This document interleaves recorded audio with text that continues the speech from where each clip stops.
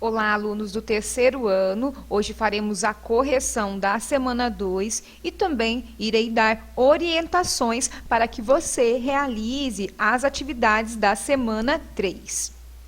Nós vamos aqui o assunto variação linguística no português brasileiro. Você vai seguir aí na página 4. Número 1. Observe a tirinha abaixo e responda. Professora, a senhora ia me castigar por alguma coisa que eu não fiz? Claro que não, Chico. Ainda bem, professora, porque eu não fiz a lição de casa hoje. Então, nós vamos seguir aqui. Sobre os aspectos que envolvem a variação linguística, é correto afirmar que, por se tratar de uma variedade ou variante informal, a fala de Chico Bento apresenta marcas da oralidade típicas do falar caipira. Então, essa é a opção que você vai marcar. Número 2. Leia novamente a tirinha da atividade 1 e responda. Como você caracterizaria o personagem Chico Bento do ponto de vista econômico? Podemos caracterizar o personagem Chico Bento como uma criança simples e possivelmente pobre, mas é importante atentarmos que a variante linguística condiz com o meio social que o indivíduo mora. Assim, não podemos rotular uma pessoa pelo modo como fala. Então, aqui, eu queria que vocês percebessem que não é porque o Chico Bento fala de forma errada que nós podemos julgar que ela seja uma pessoa pobre. Por quê? Porque quando nós fazemos isso, nós temos o preconceito linguístico. Nós estamos rotulando a pessoa. No caso, eu coloquei entre aspas, tá? Para caracterizar essa ideia. Nós temos, então, a letra B. E como o caracterizaria do ponto de vista regional geográfico? Caracterizaríamos com uma pessoa do interior. E do ponto de vista social? Do ponto de vista social, uma criança simples e caipira. E veríamos também que uma criança que prefere os assuntos do campo, já que mora nesse lugar. Letra D. Por que você pôde responder as questões anteriores? Em que se embasou para isso? Foi possível responder essa questão pelo conhecimento que temos sobre o personagem Chico Bento. Na história, Chico Bento é retratado como um preguiçoso, trabalhador, aventureiro, carismático, esforçado e divertido, pois vive dormindo, vai pescar com seus amigos, rouba as goiabas do Inholau, vive namorando a Rosinha e faz todas as atividades do sítio.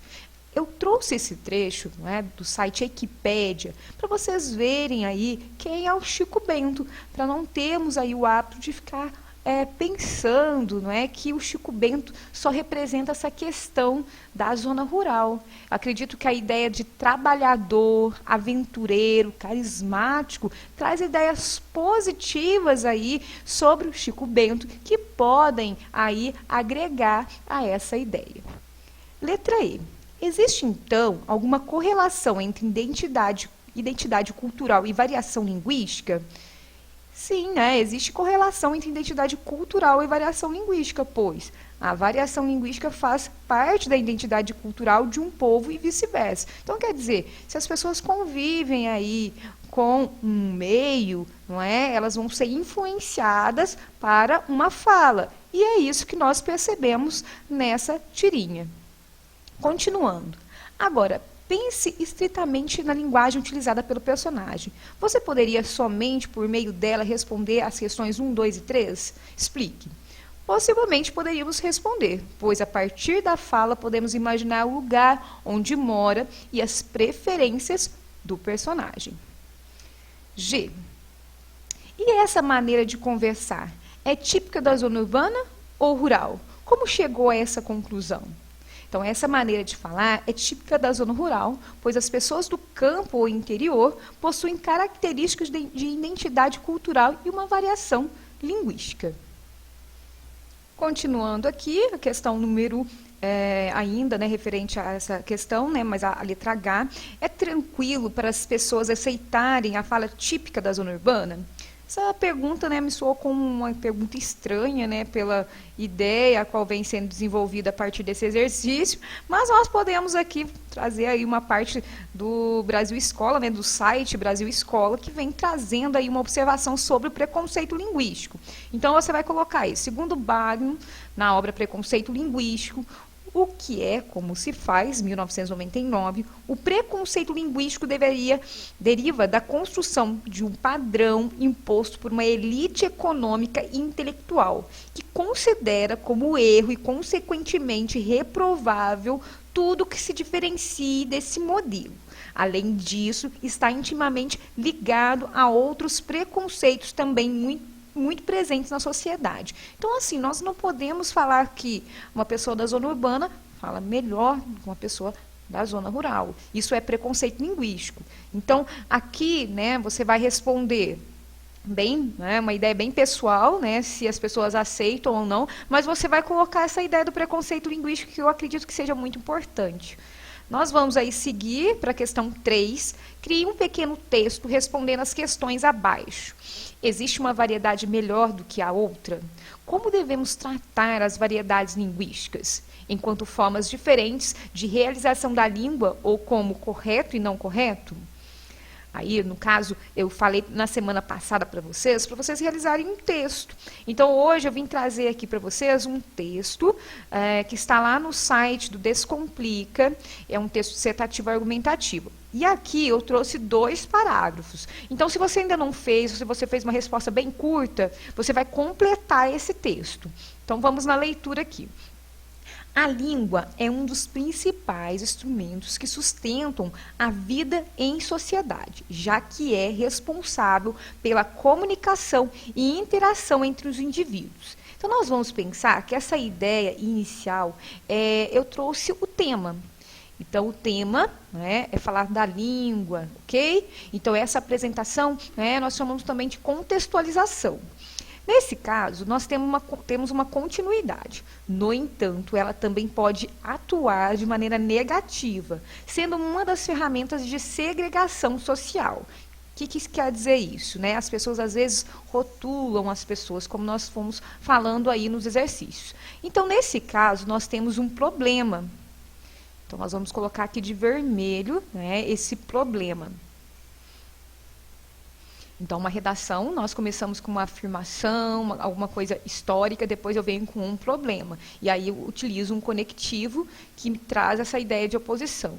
E aí, dentro dessa continuidade, o preconceito linguístico no Brasil é muito evidente. E, por isso, é preciso entender que há diversas variantes na língua e uma não deveria ser mais prestigiada em relação às demais. Então, nós vamos entender que nós temos que discutir o porquê das pessoas terem o preconceito linguístico. E dentro dessa vertente, nós vamos perceber que esse porquê já vem sendo aqui colocado na introdução. Então, nós vamos aqui observar que é preciso entender que há diversas, né, variantes na língua e que uma não deveria ser mais prestigiada em relação às demais. Então, nós chamamos essa parte de causa e também de tese. Então, nós vamos continuar aqui na leitura. No segundo parágrafo, nós desenvolvemos, então, essa causa com argumentos. Então, nós começamos com esse conectivo, né, essa ideia de colocar em primeiro lugar. O Descomplica utiliza muito dessa ideia. Então, se você for utilizar no segundo parágrafo de desenvolvimento, você tem que colocar em segundo lugar para combinar aí a ideia.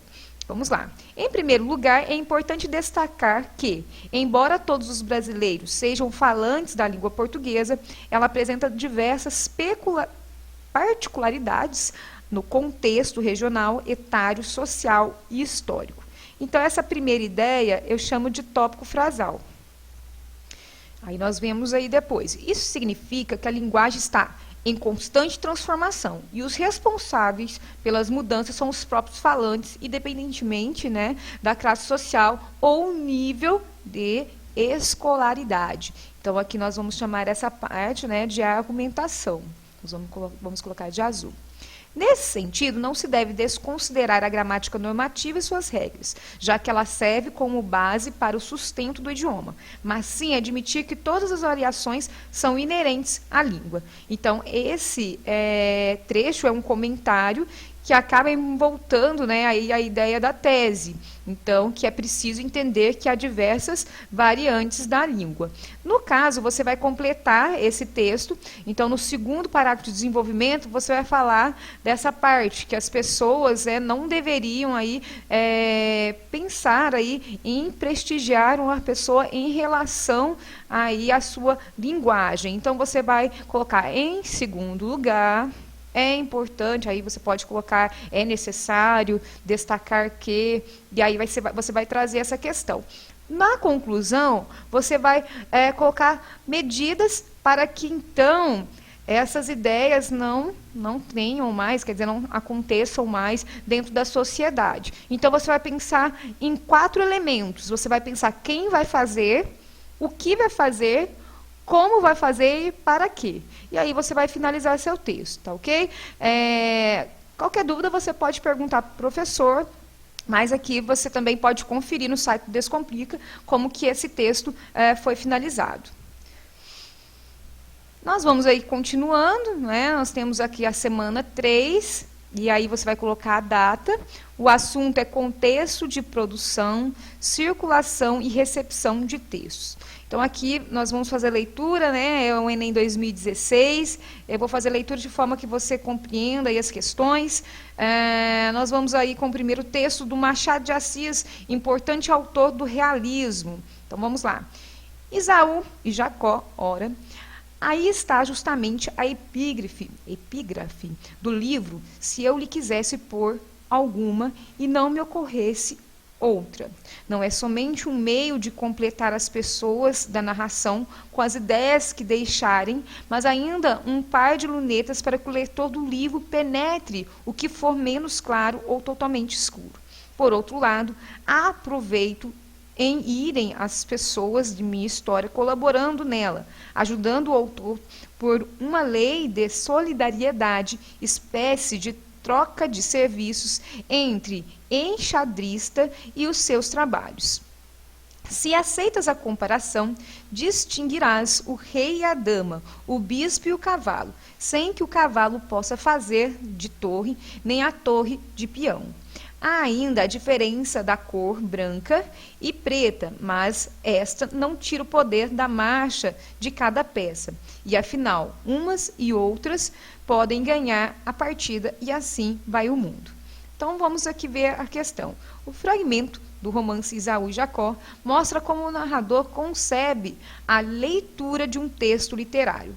Com base nesse trecho, tal leitura deve ser levada em conta. Então, você vai ler aqui as opções, ok? E vai perceber aí qual é a opção que condiz com esse trecho em referência à questão da leitura de um texto literário. Eu não vou fazer a leitura de todas as opções, porque nós temos aí outras questões, e aí o vídeo vai ficar muito longo. E aí, na semana que vem, nós vamos fazer a correção, nós fazemos a leitura. Questão número 2. Leia o fragmento abaixo. Nunca tinha ido ao teatro e mais de uma vez, ouvindo dizer ao Menezes que ia ao teatro, pediu-lhe que me levasse consigo. Nessas ocasiões, a sogra fazia uma careta e as escravas riam a sacopa. Ele não respondia, vestia-se, saía e só tornava na manhã seguinte. Mais tarde é que eu soube que o teatro era um eufemismo em ação. Menezes trazia amores como uma senhora separada do marido e dormia fora de casa uma vez por semana. Conceição padecera, a princípio, com a existência da combossa, mas, afinal, resignara-se, acostumara-se e acabou achando que era muito direito. Então, nós temos aqui também um trecho de Machado de Assis, é um conto que chama Missa do Galo, e nesse caso você vai responder aqui a questão. No fragmento desse conto de Machado de Assis, ir ao teatro significa ir encontrar-se com a amante.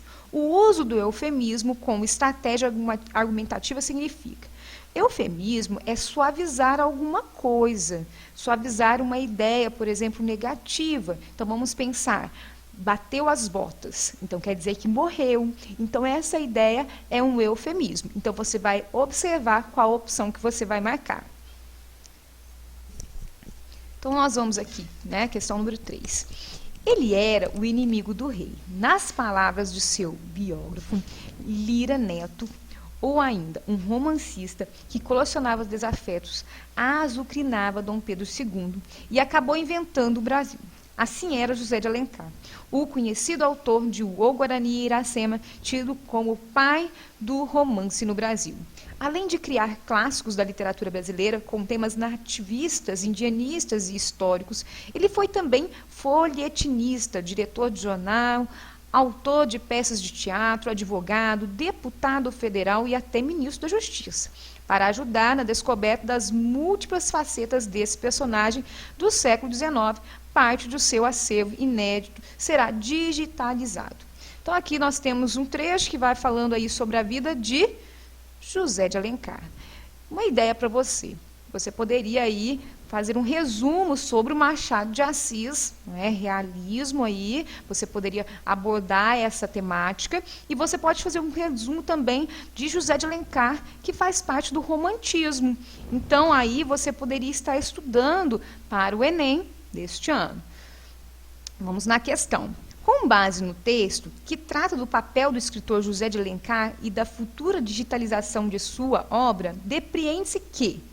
Então, é uma forma de você interpretar aí o texto e responder as questões. Você vai fazer a leitura de forma atenta, tá? E responder aí e, se possível, justificar ou colocar essa ideia que eu falei para você, de falar sobre a vida de José de Alencar e também do estilo, não é, que eu falei, o estilo literário, romantismo. Nós temos a questão número 4. Vamos lá na leitura. A pátria ama com fé e orgulho a terra em que se nascestes. Criança, não verás nenhum país como este. Olha que céu, que mar, que rios, que floresta. A natureza aqui perpetuamente em festa. É um seio de mãe e transbordar carinhos, vê que vida há no chão, vê que vida há nos ninhos que se balançam no ar, entre os ramos inquietos, vê que luz, que calor, que multidão de insetos, vê que grande extensão de matas onde impera, fecunda e luminosa, a eterna primavera, boa terra. Jamais negou a quem trabalha, o pão que mata a fome, o teto que agasalha, que com o seu suor a fecunda e umedece. Vê pago o seu esforço e é feliz, e enriquece. Criança, não verás país nenhum como este. Imita na grandeza a terra em que nasceste. Então, aqui nós temos um poema de Olavo Bilac, que faz parte do estilo literário parnasianismo, e nesse caso você pode pesquisar sobre essa vertente para responder a questão. Vamos aqui no enunciado. O poema A Pátria harmoniza-se com um projeto ideológico em construção na Primeira República. O discurso poético de Olavo Bilac ecoa esse projeto na medida em que você, então, vai pensar aí para responder à questão. E a última, né, no caso, para os meninos que estão aí estudando no matutino e vespertino, tá? Porque o noturno não tem essa questão. Vamos lá. Negrinha era uma pobre órfã de 7 anos. Preta? Não. Fusca, mulatinha escura, de cabelos russos e olhos assustados. Nascera na senzala, de mãe escravas, e seus primeiros anos vivera-os pelos cantos escuros da cozinha, sobre velha esteira e traços imundos, sempre escondida, que a patroa não gostava de crianças. Excelente senhora, a patroa, gorda, rica, dona do mundo, animada dos padres com um lugar certo na igreja e camarote de luxo reservado no céu. Entaladas as banhas no trono, uma cadeira de balanço na sala de jantar. Ali bordava, recebia os amigos e o vigário, dando audiência, discutindo o tempo. Uma virtuosa senhora, em sumo, dama de grandes virtudes, apostólicas, esteio da religião e da moral, dizia o reverendo. ótima a dona Inácia, mas não admitia choro de criança. Ai, punha-se os nervos em carne viva. A excelente dona Inácia era mestre na arte de judiar das crianças. Vinha da escravidão, fora senhora de escravos, e daqueles ferozes, amigos de ouvir cantar o bolo e estalar o bacalhau. Nunca se afizera ao regime novo, essa indecência de negro igual. Então, nós temos aqui um trecho de Monteiro Lobato, então também você pode pesquisar em Monteiro Lobato, que faz parte aí também do modernismo. E aí nós temos a questão que você vai responder. Os 100 melhores contos brasileiros do século, Rio de Janeiro é aí a nossa referência. A narrativa focaliza-se em um momento histórico-social de valores contraditórios. Essa contradição infere-se no contexto pela... Aí você vai responder aí, de acordo com a sua pesquisa sobre Monteiro Lobato. Então, nós vamos finalizando por aqui. Agradeço a atenção de vocês, uma boa semana e um grande abraço.